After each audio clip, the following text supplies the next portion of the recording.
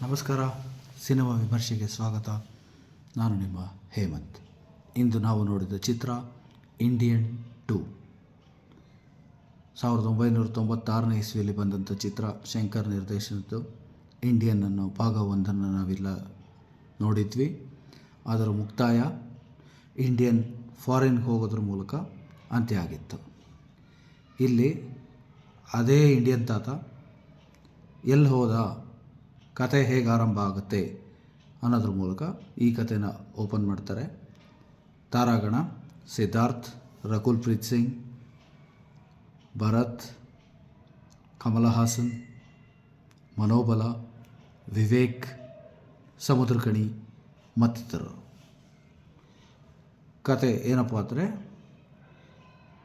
ಮತ್ತೆ ಇಡೀ ಭಾರತದಾದ್ಯಂತ ಬ್ರೈಬ್ ಅಂದರೆ ಲಂಚಾವತಾರ ಮತ್ತೆ ಹೆಡೆ ಎತ್ತಿದೆ, ತಲೆ ಎತ್ತಿ ನಿಂತಿದೆ.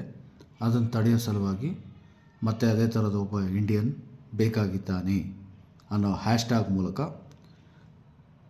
ಸಿದ್ಧಾರ್ಥ್ ಹೀರೋ ಮತ್ತು ಅವನ ಗ್ಯಾಂಗ್ ಕಮ್ ಬ್ಯಾಕ್ ಇಂಡಿಯನ್ ಅಂತ ಒಂದು ಹ್ಯಾಶ್ಟ್ಯಾಗ್ ಕ್ರಿಯೇಟ್ ಮಾಡ್ತಾರೆ. ಅವನೊಂದು ಸೋಷಿಯಲ್ ಮೀಡಿಯಾ ಗುಂಪಲ್ಲಿರ್ತಾನೆ. ಹೀರೋ ತನ್ನ ಗುಂಪು ಬಾರ್ಕಿಂಗ್ ಡಾಗ್ಸ್ ಅನ್ನೋದೊಂದು ಅವನ ಚಾನಲ್ ಹೆಸರಾಗಿರುತ್ತೆ. ಅದರ ಮೂಲಕ ಅವನೊಂದು ಹ್ಯಾಶ್ಟ್ಯಾಗ್ ಕ್ರಿಯೇಟ್ ಮಾಡಿ ಕಮ್ ಬ್ಯಾಕ್ ಇಂಡಿಯನ್ ಅನ್ನೋ ಕೂಗು ಕೊಡ್ತಾನೆ. ಆವಾಗ ಕಮಲ್ ಹಾಸನ್ನ ತೋರಿಸಲ್ಪಡುತ್ತೆ. ಕಮಲ್ ಹಾಸನ್ ಚೀನಾದಲ್ಲಿರ್ತಾನೆ. ಚೀನಾದಲ್ಲಿ ಒಂದು ವರ್ಮಕಲೆ ಅದನ್ನು ಕರಗತ ಮಾಡ್ಕೊಂಡಿರ್ತಾನೆ. ಅದರಲ್ಲಿ ನಿಪುಣನಾಗಿರ್ತಾನೆ. ಸೊ ಇವನು ಕಿವಿಗೆ ಬಿದ್ದಾಗ ಇಂಡಿಯಾಗೆ ಹೇಗೆ ಬರ್ತಾನೆ, ಇದ್ರ ಹಿಂದೆ ಇಂಡಿಯನಲ್ಲಿ ನೋಡಿದಂಥ ಪೊಲೀಸ್ ಇಲ್ಲೂ ಇರ್ತಾನೆ. ಈಗ ಅವನ ಮಗ ಇವನ್ನ ಹಿಡಿತೀನಿ ಅನ್ನೋ ಪಣ ತೊಟ್ಟಿರ್ತಾನೆ. ಕಮಲ್ ಹಾಸನ್ನ ಹಿಡಿತೀನಿ. ಆವಾಗ ತಪ್ಪಿಸ್ಕೊಂಡಿದ್ನಲ್ಲ ಮೊದಲನೇ ಭಾಗದಲ್ಲಿ, ಈಗ ಹಿಡಿತೀನಿ, ಅದು ನನ್ನ ಏಮ್ ಆಗಿರುತ್ತೆ. ಅದಕ್ಕೆ ಅಪ್ಪ ಕೂಡ ನಾನು ಮಾಡೋಕ್ಕಾಗದಿರೋದನ್ನ ನೀನು ಮಾಡು ಮಗನೇ ಅನ್ನೋ ಸಾಥ್ ಕೊಡ್ತಾನೆ. ಅಲ್ಲಿ ಚೀನಾದಿಂದ ಏರ್ಪೋರ್ಟಿಗೆ ಬರ್ತಿದ್ದಂಗೆ ತನ್ನ ಮಗ ಅಂದರೆ ಈ ಪೊಲೀಸ್ ಆಫೀಸರ್ ಮಗ ತನ್ನ ಚಾಣಾಕ್ಷತೆಯಿಂದ ಇವನೇ ಅವನು ಎಂಥ ವೇಷದಲ್ಲಿ ಬಂದರು, ಒಬ್ಬ ಜಪಾನವನು ಚೀನಾದವನು ಬಂದಂಗೆ ಬರ್ತಾನೆ. ಕಮಲ್ ಹಾಸನ್ ಮೇಕಪ್ ಅಷ್ಟು ಚೆನ್ನಾಗಿರುತ್ತೆ, ಆದರೂ ಕಂಡುಹಿಡಿದ್ಬಿಡ್ತಾನೆ. ಹೇಗೆ ಕಂಡುಹಿಡ್ತಾನೆ ಅಂದರೆ, ಪಾಸ್ಥೆಟಿಕ್ಸ್ ಈಗೇನು ಯೂಸ್ ಮಾಡ್ತಿದ್ದೀವಿ, ಆ ಪಾಸ್ಥೆಟಿಕ್ಸ್ನ ಯಾವುದೇ ಪಾಸ್ಥೆಟಿಕ್ಸ್ ಯೂಸ್ ಮಾಡಿ ಮೇಕಪ್ ಮಾಡಿದ್ರೆ ಅದು 10 ಗಂಟೆಗಳ ಕಾಲ ಮಾತ್ರ ತಡೆಯುವಂಥದ್ದು. 10 ಗಂಟೆ ಆದಮೇಲೆ ನಿಮ್ಮ ಬೆವರಿನ ಮೂಲಕ ಅದು ಬೆವರು ಹರಿತಾ ಇದ್ದಂಗೂ ಪಾಸ್ಥೆಟಿಕ್ಸ್ ಕಳ್ಸ್ಕೊತಾ ಬರುತ್ತೆ. ನಿಮ್ಮ ಒರಿಜಿನಲ್ ಚೆಹರೆ ಏನಿದೆ ಅದು ಕಾಣಿಸ್ಕೊಳ್ಳೋಕೆ ಆರಂಭ ಆಗುತ್ತೆ. ಸೊ ಅವ್ನು ಟ್ರಾವೆಲ್ ಮಾಡಿ ಬರೋದಕ್ಕೆ ಅಷ್ಟು ಗಂಟೆ ಆಗಿರೋದ್ರಿಂದ ಅದನ್ನು ಗಮನಿಸಿದ ಈ ಪೊಲೀಸ್ ಆಫೀಸರ್ ಮಗ, ಈ CBI ಏನಿರ್ತಾನೆ, ಅವನದನ್ನು ಕಂಡುಹಿಡ್ತಾನೆ. ಸೊ ಹಾಗಾಗಿ ಅಲ್ಲಿ ಸಿಗಾಕೊಂಡ್ಬಿಡ್ತಾನ ಕಮಲ್ ಹಾಸನ್ ಅನ್ನೋ ಪ್ರಶ್ನೆಗೆ ಸಿಕ್ಕಾಕೊಳ್ಳಲ್ಲ, ತಪ್ಪಿಸ್ಕೋತಾನೆ. ಅವನು ಬಂದಿರೋ ಕಾರ್ಯ ಏನು ಅಂದರೆ, ಇವ್ರು ಕಟ್ಟಿರೋದಕ್ಕೆ ಎಲ್ಲೆಲ್ಲಿ ಏನೇನಾಗಿದೆ ಅಷ್ಟು ಗಮನಿಸ್ಕೊಂಡಿರ್ತಾನೆ. ಕಮಲ್ ಹಾಸನ್ ಚೀನಾದಲ್ಲೇ ಕೂತು. ಸೊ ಇಂಡಿಯಾಲಿ ಎಲ್ಲೆಲ್ಲಿ ಕರಪ್ಷನ್ ಆಗಿದೆ ಅಕ್ರಾಸ್ ಇಂಡಿಯಾ, ದೆಲ್ಲಿ, ಗುಜರಾತ್, ಬಿಹಾರ್ ಮತ್ತು ಚೆನ್ನೈ, ಹೈದರಾಬಾದ್, ಇವೆಲ್ಲ ಕಡೆಗಳಲ್ಲೂ ಬಿಗ್ ಸ್ಕ್ಯಾಮ್ ಏನಾಗಿತ್ತು, ಆ ಸ್ಕ್ಯಾಮ್ಗಳನ್ನ ತಡೆಯೋ ಸಲುವಾಗಿ, ಅವ್ರನ್ನೆಲ್ಲ ಕೊಲ್ಲೋ ಸಲುವಾಗಿ ಬರ್ತಾನೆ. 3 ಜನನ ಕೊಲ್ತಾನೆ. ಹೈದರಾಬಾದ್ನವ್ರನ್ನಾಗಲಿ ಅಥವಾ ಬ್ಯಾಂಕ್ ಲೂಟಿ ಮಾಡಿದವನ್ನಾಗಲಿ, ಗುಜರಾತಲ್ಲಿ ಎಂಟ್ರಪ್ರಿನರ್ಶಿಪ್ಪಲ್ಲಿ ಹೆಸರಿನಲ್ಲಿ ಮೋಸ ಮಾಡಿದವ್ರನ್ನಾಗಲಿ, ಇವ್ರನ್ನೆಲ್ಲ ಕೊಲ್ತಾನೆ. ಅಷ್ಟೇ ಅಲ್ಲದೆ ಸಿನಿಮಾ ಈ ಕೊಲ್ಲೋದ್ರ ಸಲುವಾಗೇ ನಡೀತಿರೋದ್ರಿಂದ ಇನ್ನೊಬ್ಬ ವಿಲನ್, ಇಲ್ಲಿ ಯಾವ ವಿಲನ್ನು ಎಸ್ಟಾಬ್ಲಿಷ್ ಮಾಡಿಲ್ಲ, ಎಲ್ಲರನ್ನೂ ಸಾಯಿಸೋದಕ್ಕೆ ಮಾತ್ರ ತೋರಿಸಿದ್ದಾರೆ. ಕಮಲ್ ಹಾಸನ್ ಬರೀ ಸಾಯಿಸ್ತಾನೆ, ಮತ್ತು ಸಾಯಿಸೋದು ಅಲ್ದರ ಒಬ್ಬೊಬ್ರಿಗೂ ಲೀಡ್ ಕೊಡ್ತಾನೆ. ಅಂದರೆ ಅವನು ಯೂಸ್ ಮಾಡ್ತಿರೋ ವರ್ಮಕಲೆ ಬಗೆಗೆ ಹೇಳಿ ಅವ್ರನ್ನ ಸಾಯಿಸ್ತಾನೆ. ಅದು ಕತೆಗೆ ಬೇಡದಾಗಿತ್ತು. ನಾನು ನೆಗೆಟಿವ್ಸಲ್ಲಿ ಹೇಳ್ತೀನಿ. ಈಗ ಬರೀ ಕತೆ ಸ್ಲಾಟ್ ಬಿಟ್ಟು ಕೊಡ್ತಾಯಿದ್ದೀನಿ ನಿಮಗೆ. ಒಂದು ಸೀಕ್ವೆನ್ಸ್ ಬರುತ್ತೆ. ಆ ಸೀಕ್ವೆನ್ಸ್ ಏನಪ್ಪ ಅಂದರೆ, ಗ್ರಾವಿಟಿಲಿ ಹೇಗೆ ಬದುಕಬೇಕು, ಝೀರೋ ಗ್ರಾವಿಟಿಲಿ ಹೇಗೆ ಬದುಕಬೇಕು. ಒಬ್ಬ ಮುಖ್ಯ ವಿಲನ್ ಏನಿರ್ತಾನೆ, ಅವನು ಮಾರ್ಸಲ್ಲಿ ಒಂದು ಜಾಗ ತೊಗೊಂಡಿರ್ತಾನೆ. 2030ನೇ ಇಸ್ವಿಗೆ ಈಗಾಗಲೇ ಮಾರ್ಸಲ್ಲಿ ಕೂಡ ನಾವು ಬಾಳ್ಬೋದು, ಬದುಕ್ಬೋದು ಅನ್ನೋ ಚರ್ಚೆಗಳು ಶುರುವಾಗಿದೆ. ಹಾಗಾಗಿ ಅವನು ಅಲ್ಲೊಂದು ಜಾಗ ತೊಗೊಂಡಿರ್ತಾನೆ. ಆ ಝೀರೋ ಗ್ರಾವಿಟಿಲಿ ಬದುಕೋದು ಹೇಗೆ ಅನ್ನೋದಕ್ಕೆ ಒಂದು ಟ್ರೈನಿಂಗ್ ಸೆಂಟ್ರಿಗೆ ಹೋಗಿ ಅಲ್ಲಿ ಟ್ರೈನಿಂಗ್ ತೊಗೋತಿರ್ತಾನೆ ಝೀರೋ ಗ್ರಾವಿಟಿಲಿ ಬದುಕೋಕ್ಕೆ, ಆಕ್ಸಿಜನ್ ಮಾಸ್ಕ್ ಎಲ್ಲ ಹಾಕ್ಕೊಂಡು ಆ ಕಾಸ್ಟ್ಯೂಮಲ್ಲಿ ಅಲ್ಲಿಗೂ ಈತ ಎಂಟ್ರಿ ಕೊಟ್ಟು, ಕಮಲ್ ಹಾಸನ್ ಎಂಟ್ರಿ ಕೊಟ್ಟು ಅವನ್ನ ಸಾಯಿಸುವಾಗ ಅವನು ಅದೇ ಗ್ರಾವಿಟಿ ಡ್ರೆಸ್ನೆಲ್ಲ ತೊಟ್ಕೊಂಡು, ಆಕ್ಸಿಜನ್ ಮಾಸ್ಕ್ ಎಲ್ಲ ತೊಟ್ಕೊಂಡು ಅದೇ ಅಂಕಣಕ್ಕೆ ಇಳಿತಾನೆ. ಅಲ್ಲಿ ಸಾಯಿಸ್ತಾರೆ. ಅಲ್ಲಿ ಒಂದು ಬಿಗ್ಗೆಸ್ಟ್ ಲೋಪ ಆಗಿದೆ ಕಥೆಯಲ್ಲಿ, ಚಿತ್ರಕಥೆಯಲ್ಲಿ, ಹಾಗೂ ರೈಟ್ರು ಡೈರೆಕ್ಟ್ರು ಅಲ್ಲಿ ಸೋತಿದ್ದಾರೆ ಅಂತ ಹೇಳೋಕ್ಕೆ ಇಷ್ಟಪಡ್ತೀನಿ. ಅದೇನು ಅನ್ನೋದನ್ನ ನೆಗೆಟಿವ್ಸಲ್ಲಿ ಹೇಳ್ತೀನಿ ನಿಮಗೆ. ಹೀಗೆ ಸಾಕ್ತಿರುತ್ತೆ. ಇಂಟರ್ವಲ್ ಬ್ಲಾಕ್ ಬರುತ್ತೆ. ಇಂಟರ್ವಲ್ ಆದಮೇಲೆ ಇಂಡಿಯನ್ ತಾತ ಈ 4 ಜನರ ಗುಂಪನ್ನು ಮೀಟ್ ಮಾಡ್ತೀನಿ ಅಂತ ಹೇಳ್ತಾನೆ. ಮೀಟ್ ಮಾಡೋದಕ್ಕೆ ಮುಂಚೆ ಒಂದು ಕರೆ ಕೊಡ್ತಾನೆ. ಎಲ್ಲೆಲ್ಲಿ ಈ ಥರ ಭ್ರಷ್ಟಾಚಾರಗಳು ನಡೀತಿದೆ, ಅದು ನಿಮ್ಮ ಮನೆಯಲ್ಲೂ ಆಗಿರ್ಬೋದು, ನಿಮ್ಮ ತಂದೆ ತಾಯಿನೇ ಆಗಿರ್ಬೋದು, ನಿಮ್ಮ ಅಣ್ಣ ತಮ್ಮಂದಿರೇ ಆಗಿರ್ಬೋದು, ಅಕ್ಕ ತಂಗಿರೇ ಆಗಿರ್ಬೋದು, ಎಲ್ಲವೂ ಗಮನಿಸಿ ಯಾರ್ಯಾರು ಮಾಡ್ತಿದ್ದಾರೆ ಇದನ್ನು ನೀವು ತಡೆಗಟ್ಟಬೇಕು ಯುವಕರೇ ಅನ್ನೋದೊಂದು ಕೂಗು ಕೊಟ್ಟಿರ್ತಾನೆ. ಅದನ್ನು ಮನಗಂಡಂಥ ಹೀರೋ ಮತ್ತು ಹೀರೋ ಗುಂಪು ತಮ್ಮ ಮನೆಯವ್ರನ್ನೇ ಸ್ಪೈ ಮಾಡಿ ಎಲ್ಲಿ ನಡೀತಿದೆ ಅದನ್ನೆಲ್ಲವೂ ಹಿಡಿದು ಕೊಡ್ತಾರೆ. ತಾತ ಅದರಿಂದ ಖುಷಿಯಾಗಿ ಮೀಟ್ ಮಾಡೋದಕ್ಕೆ ಬರ್ತಾನೆ. ಆದರೆ ಹೀರೋ ತಂದೆನೇ ಅವನೇ ಹಿಡ್ಕೊಟ್ಟಿರೋದ್ರಿಂದ ಹೀರೋ ತಾಯಿ ಅದನ್ನು ತಡೆಯೋಕ್ಕಾಗದೆ ಸಾವನ್ನಪ್ಪಿರ್ತಾರೆ. ಸೊ ಇವನು ಜನಗಳ ಕಣ್ಣಲ್ಲಿ ಹೀರೋ ವಿಲನ್ ಆಗೋಕ್ಕೆ ಶುರು ಮಾಡಿಬಿಡ್ತಾನೆ. ಸೊ ನಮ್ಮ ಭಾರತೀಯರಿಗೆ ಇರೋವಂಥ ಎಮೋಷನ್ನ ಚೆನ್ನಾಗಿ ಬಳಸ್ಕೊಂಡಿದ್ದಾರೆ ಇಲ್ಲಿ. ಅವೆಲ್ಲ ಎಮೋಷನ್ ಫೂಲ್ಸ್ ಅನ್ನೋದನ್ನ ತೋರಿಸಿದ್ದಾರೆ.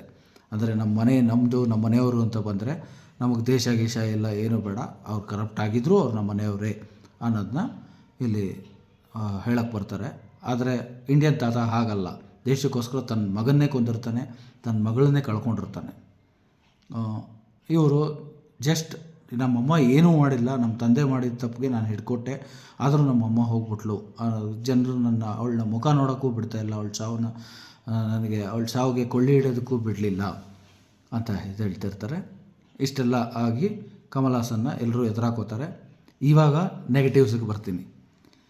ಕತೆ ನಾನು ಆಗಲೇ ಹೇಳಿದಾಗೆ ಭ್ರಷ್ಟಾಚಾರದ ವಿರುದ್ಧ ಹೋರಾಟ.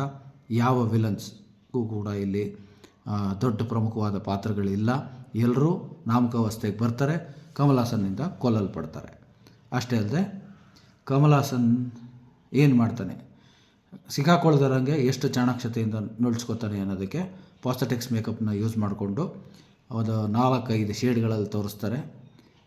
ಶೇಡ್ಗಳು ಚೆನ್ನಾಗಿದೆ ಹೊರತು ಮೇಕಪ್ಗಳು ಯಾವುವು ಅಷ್ಟು ಮಟ್ಟಕ್ಕೆ ಖುಷಿ ಕೊಡಲ್ಲ.